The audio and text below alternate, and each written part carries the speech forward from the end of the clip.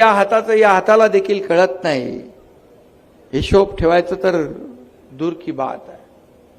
शेवटी आपलं जीवन जे आहे, आपल्याला मिळालेली जबाबदारी, आपल्याला मिळालेलं पद जे आहे, हे सर्वसामान्याच्या हितासाठी आपण काम केलं पाहिजे, वापरलं पाहिजे.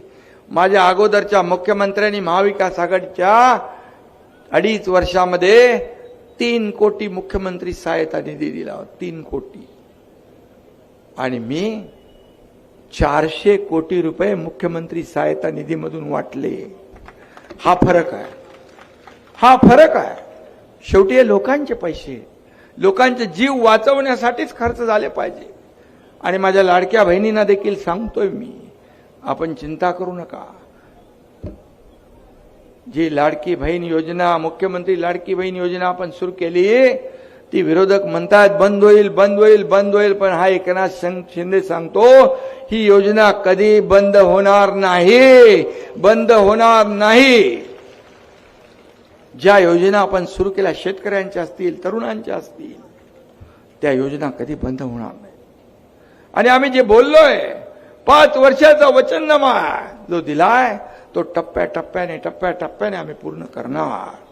हा आमचा शब्द आहे. आणि म्हणून या ठिकाणी आम्ही प्रिंटिंग मिस्टेकवाले नाही. काही सरकार आली, निवडणुकांच्या अगोदर आश्वासनं दिली आणि नंतर म्हणाले प्रिंटिंग मिस्टेक. असं आमचं सरकार नाही. महायुतीचं सरकार दिलेला शब्द पाळणार आहे.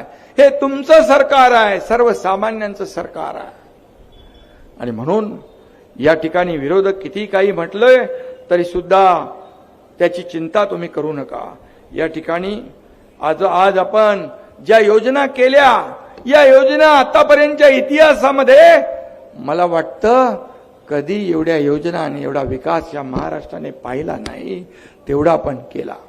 आणि म्हणून या क्रांतिकारी योजना ज्या आहेत, त्यामध्ये मग मुलींचं मोफत शिक्षण असेल, शेतकऱ्याच्या योजना असतील, अनेक योजना आपण केल्या. मी त्याच्यात जात नाही.